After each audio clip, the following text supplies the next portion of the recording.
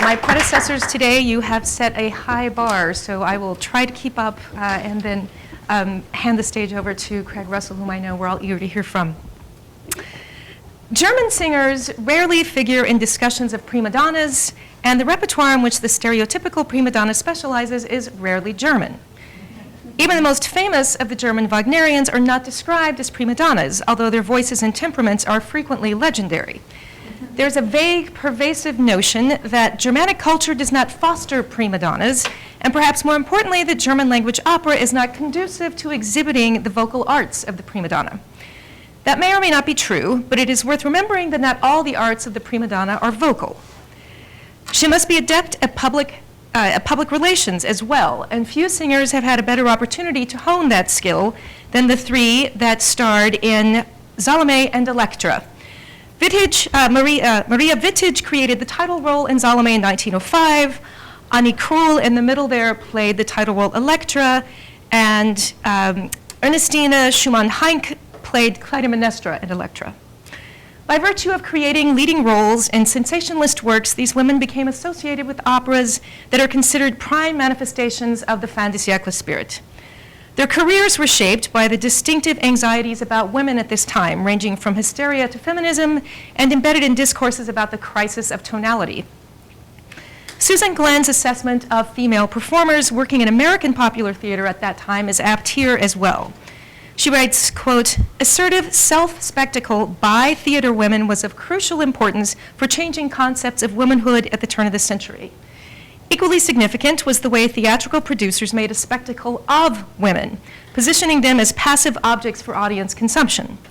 The result was a dynamic tension between women's desire to use theatrical spectacle as a vehicle for achieving greater voice in culture and politics, and theater's countervailing urge to turn female spectacle into a symbolic expression of male mastery," end quote. To be sure, prima donnas must negotiate this tension whenever they take to the stage, embracing public performance as empowerment while acknowledging its potential for objectification. But the cultural context of the early 1900s in Central Europe, marked by emerging Freudian psychotherapy, an increasingly restless women's movement, and the apparent dissolution of tonality, means that these singers faced a particular challenge in crafting their public personae.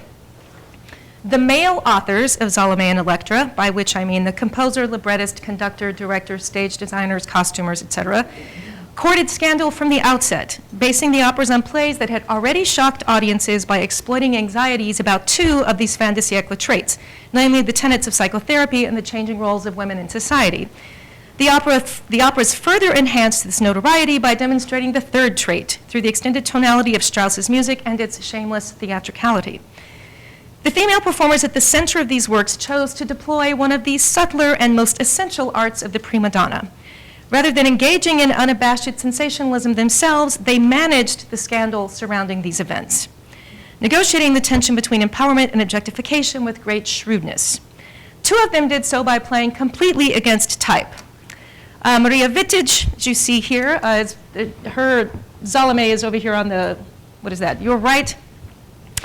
She was the dignified wife of a prominent civic leader, and Schumann-Heink was a devoted working mother.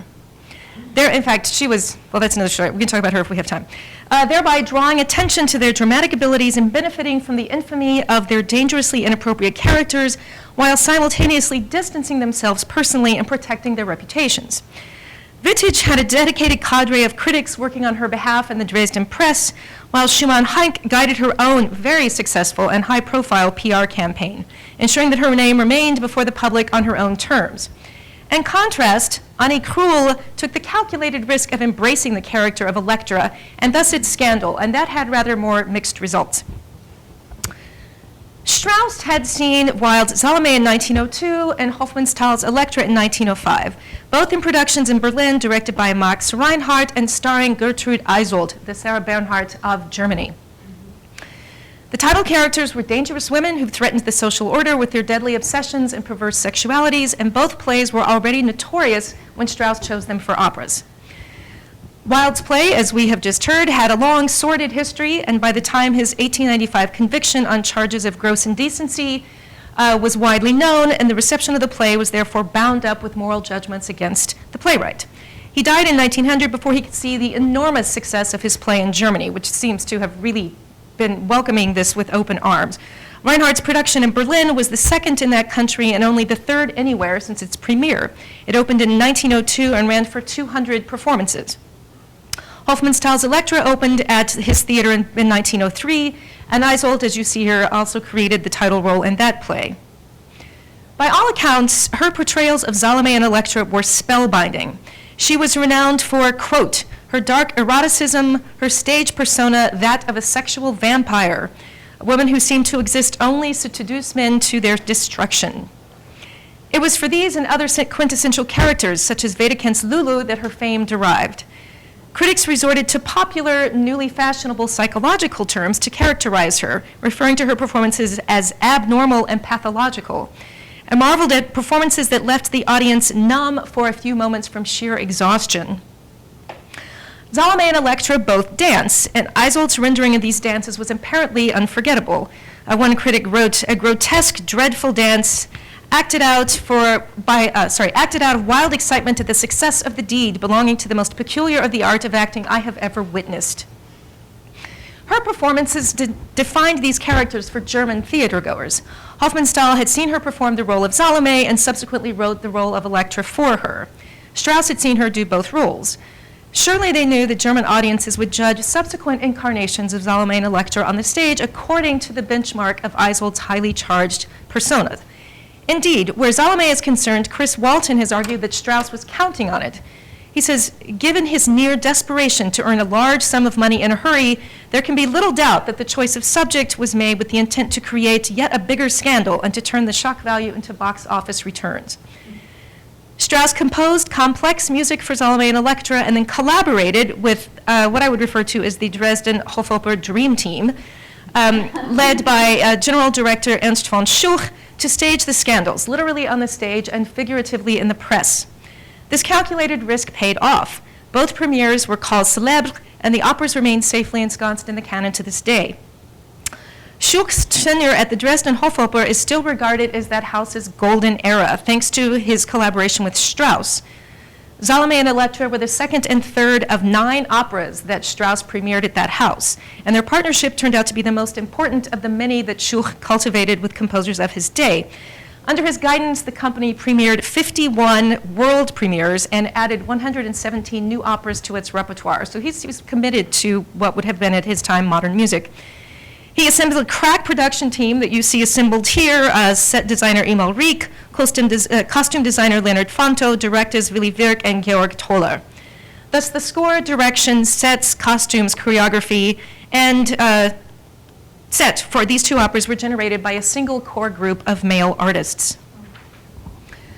Maria Wittich, variously listed as a mezzo-soprano or a soprano, was sufficiently famous to warrant substantial entries in German singer encyclopedias a decade before she created the role of Salome.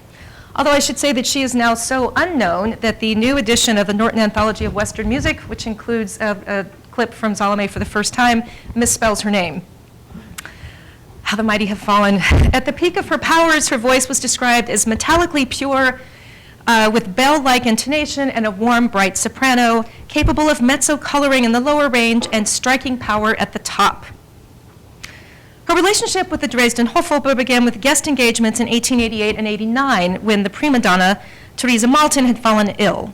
So that season, she performed Elsa and Lohengrin, Elisabeth and Tannhäuser, Ritia and Oberon, Leonora and Fidelio, and Senta and the Flying Dutchman. This led to her being hired as a member of the house ensemble. She specialized in 2 repertoires, Wagner and new opera. Although it's worth remembering that at this point, Wagner pretty much was new opera. I mean, we're talking about repertoire that was less than 20 years old. She performed Wagnerian roles at the Bayreuth Festspielhaus, where she did Kundry and Sieglinde, also Isolde, and at Covent Garden, where she sang Elisabeth, Elsa, and Brunhilde. She created 13 world premiere roles at the Dresden Hofoper and sang in the first German performances of at least 10 other works. While it was von Schuch's agenda to establish the Dresden Hofoper as a house devoted to contemporary music, it stands to reason that she shared that vision to some extent. Her reputation was sufficient for her to seek a permanent position elsewhere had she preferred to sing more mainstream repertoire. Now, she routinely learned multiple new roles in a single season, and those frequently included parts in new operas. Brian Gilliam has noted that the two generations of German composers that followed Wagner generated an outburst of operatic creativity that is not only unprecedented in German history, but unmatched by any other country in Europe. It is also unmatched in its number of spectacular failures. Wittich's posthumous reputation probably bears this out. Of the operas in which she created roles, only Salome has enjoyed lasting success. Perhaps the fact that so much of her career was devoted to new music that never entered the canon accounts for the rapid decline of her reputation and her virtual disappearance from the historical record, and there are no recordings of her, unfortunately. Now, her public persona in Dresden was marked by rivalry with Theresa Maltin. Oops, what happened to Theresa? There she is. Okay, who remained the company's prima donna until her retirement in 1903, when Wittich ascended to that rank. Maltin was a formidable singer in her own right. She was one of 3 singers Wagner had cast to rotate in the role of Kundry and Parsifal in 1882, and was a favorite of German audiences and critics alike. As early as 1891, Wittich had garnered her own loyal following among this constituency, some of whom enjoyed comparing the two prima donnas to one another. One critic wrote that while Maltin is a formidable Wagnerian, Frau Wittich is much more than just a Wagnerian singer. She is a great artist. Okay. In 1894, another newspaper in favor of Maltin praised her graciousness and generosity in allowing Wittich to perform roles at the Dresden Hofoper. I really wasn't up to her, but this is how it was portrayed. The Dresden Feuilleton also delighted in recounting Wittich's rise from provincial prodigy to international superstar. And the press's favorite anecdote was the tale of her 1890 marriage to Karl Faul, a law student she had known since her youth and met again when he became a prominent city attorney. According to a profile published in 1901, she found not only success and fame in Dresden, but a happy marriage, something that, quote, eludes the great female artists. The profile continues, in her leisure time, she is completely the loving wife of town councilman and director of the Dresden Building Association, attorney Dr. Faul. For us, though, she remains Marie Wittich, admired by all. This neat bifurcation, public performer by night, devoted wife by day, normalizes Wittich for both male and female audiences. Not only did her domestication through marriage to a prominent civic leader neutralize any potential threat that might have resulted from her success, it also legitimized and elevated her social status to a level that women generally could not achieve through public performance alone. Much was made of this in part because this was an effort to distinguish her from Maltin, who had been in a long-term same-sex relationship with the well-known philosopher, critic, and women's rights activist Helene von Druskowitz. Druskowitz had studied piano at the Universität für Musik und Darstellende Kunst in Vienna and then went to the University of Zurich, where she is said to be only the second woman to receive a doctorate there. She wrote and published widely, was a member of Nietzsche's literary circle, even daring to criticize him in print, and founded 2 feminist journals. In 1895, however, she was committed to the Dresden Psychiatric Hospital and then transferred to a hospital near Vienna, where she remained until her death 27 years later. If the reactions of contemporaries to Maltin and Druskowitz's relationship were typical of Central European turn-of-the-century anxieties about female sexuality, its perceived attendant mental illness and feminism than Maria Wittich represented its antidote. Several roles appear to have informed perceptions of Wittich's Salome. Her own reputation as a respectable wife of a prominent city leader, the Salome of Isol, who created the role on the German stage, and Wittich's portrayal of Isolde, which came up earlier.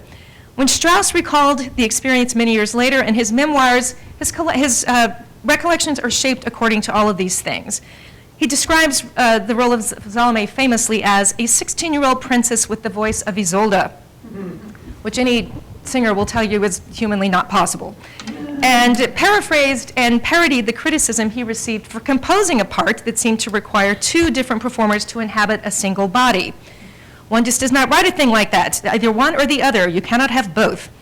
And he recounted the now famous tale of a rehearsal in which Wittich, because of the strenuous nature of the part and the strength of the orchestra, went on strike with the indignant protest to be expected from the wife of a good Saxon burgomaster. I will not do this. I'm a decent woman. End quote. It is likely, I don't want you to think I was saying that.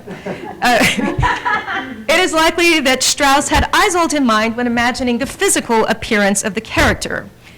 And she could hardly look less like Gertrude Isol than she does.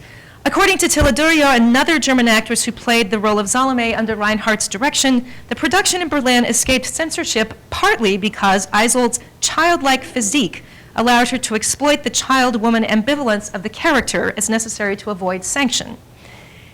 It is usually assumed that one aspect of the strenuous nature of the part that offended Wittich was the dance, about which we have heard much today.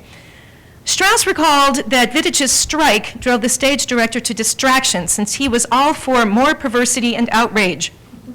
But in the end, the prima donna's claim to decency won out. She did not perform her own dance of the Seven Veils.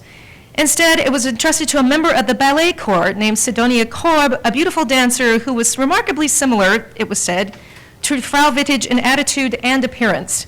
Attitude, perhaps. Appearance seems unlikely. Apparently, Anne Krull, the singer who succeeded Wittich in the role and was said to be the one Strauss wanted in the first place, also used a dancer double.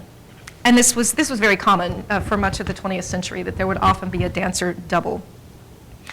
Now, Wittich's portrayal of Isolde, a dignified, sympathetic character of comparable vocal fach and a personality arguably more consistent with Wittich's own prima donna persona, colored perceptions of her Salome from the moment she was cast.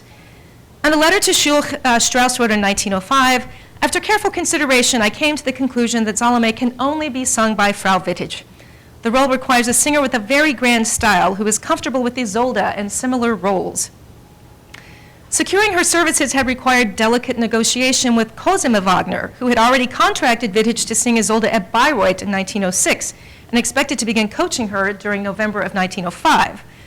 At which point Wittich should have been immersed in preparation for the premiere of Salome in December. Thus, the premiere of Salome occurred against the backdrop of an imminent Bayreuth Isolde, and this context informed the critical discourse surrounding Strauss's opera in an interesting way. Some reviewers focused on the final scene of Salome, but instead of being repulsed by her kissing the decapitated head, Matthew, they compared that moment to the ecstatic apotheosis in the finale of Tristan and Isolde. Quote, "Frau Wittich was more Isolde than Salome. Thus the title role achieved the poetic transfiguration that Wagner praises in music." Another wrote, "When Salome sings at the end to the head of the decapitated one, it's like Isolde before the body of Tristan, singing in such a manner that she is no longer Salome, she is saved." Based on these initial reviews, Seshadri has argued that the original Dresden audience experienced the premiere as a Christological event rather than a titillating one. I think that may be giving them too much credit, but perhaps it's both. She writes that the Jewish princess Salome, through the music of Strauss, transcended her Jewishness and was transfigured. And some critics further interpreted her transfiguration as a conversion to Christianity. Interesting, yes. Seshadri attributes the conversion to Strauss's music, but these reviews clearly credit Wittich herself, as if a perverse character could not help but be transfigured when embodied by a performer who also embodied the virtuous Isolde so convincingly. Some Dresden critics experienced her this way, many others reveled in the opera's notoriety. Later in life, Strauss may have come to regret courting that much scandal, as he excoriated subsequent interpreters for exceeding all bounds of decency and good taste in their pursuit of ever greater shock value. Frau Wittich, he said, although of course her figure was completely unsuitable, was quite right in a different sense. He argued her decorum, he said, was appropriate for a woman from the East. At her death in 1931, her obituary noted that even though the role did not suit her, quote, "She sang her part beautifully, almost too beautifully for this serpentine, greedy Eastern she-devil, but left the dance of the Seven Veils to a member of the ballet corps. Also, her costume was decent and entirely different from what you see today." Another praised her ability to play against type, noting that the role of Salome did not correspond to her individually at all, but that she showed her great triumph as a singer. So of the singers I showed at the beginning here, I would say that Wittich's secret to managing her prima donna persona within the context of a scandalous role was to channel Isolde, even when playing Salome, and encouraging the press to do likewise in their reviews of her. Thank you.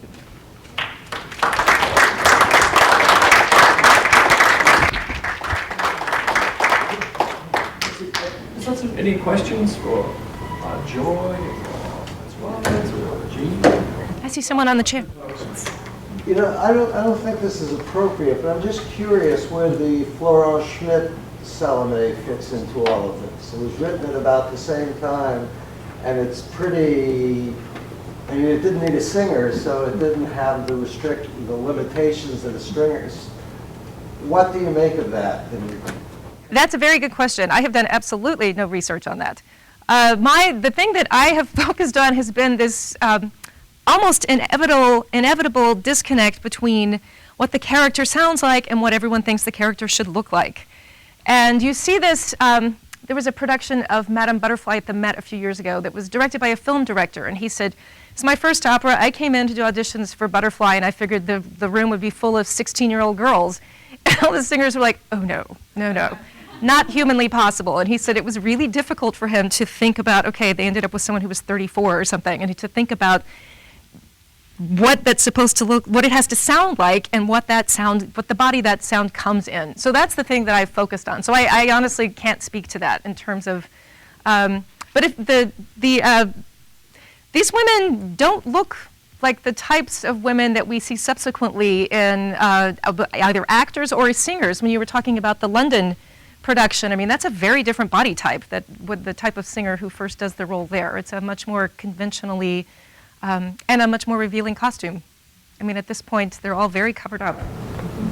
Very calm. That's the one, yes.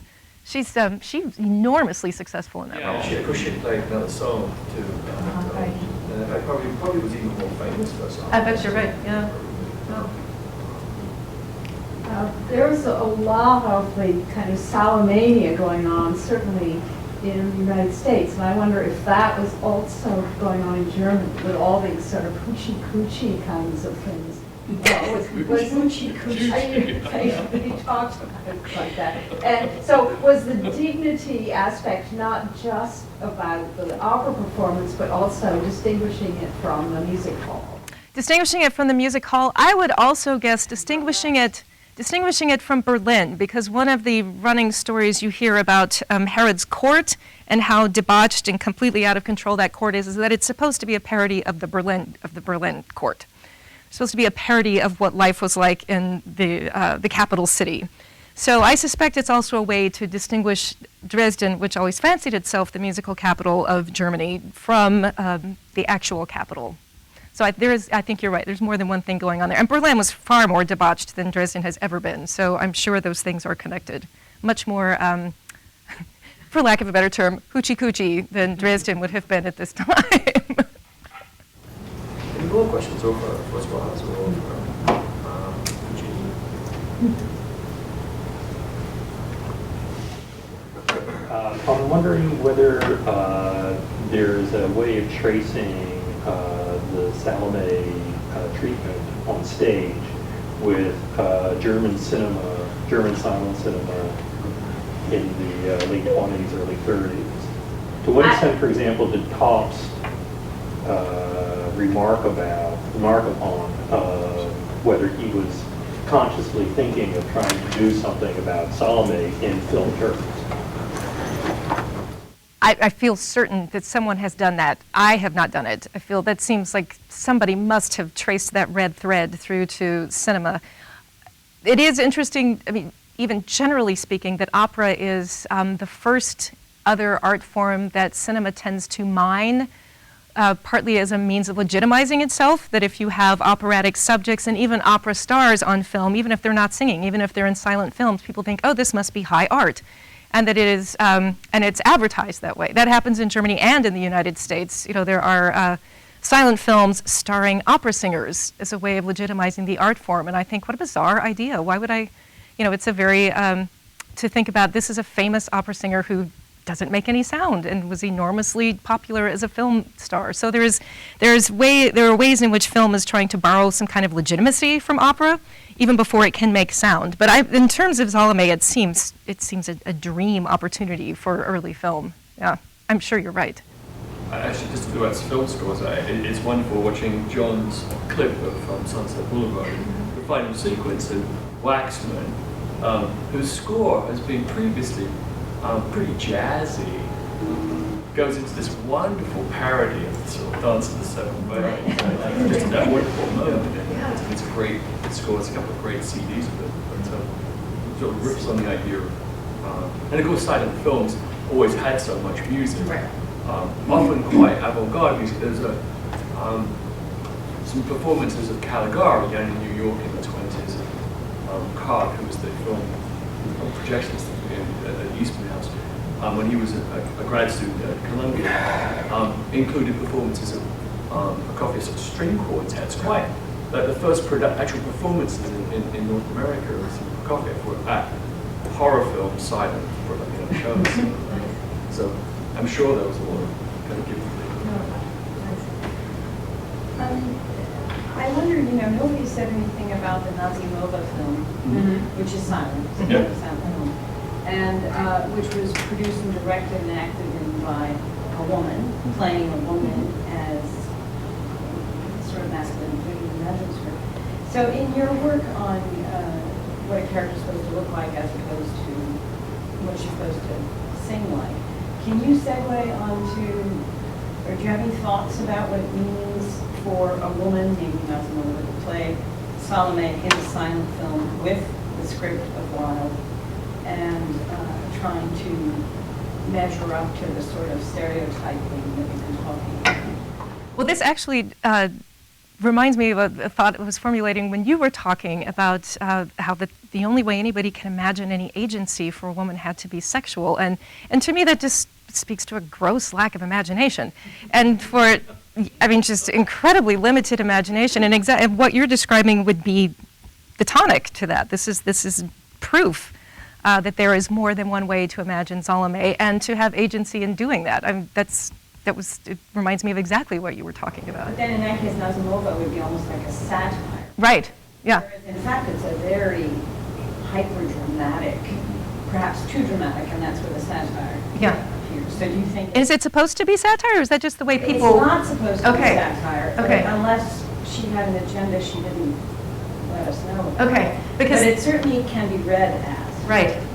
And then that feels very operatic. It's very easy to... Oh, yes. That's why I thought of it. Yeah, to read overly dramatic as operatic.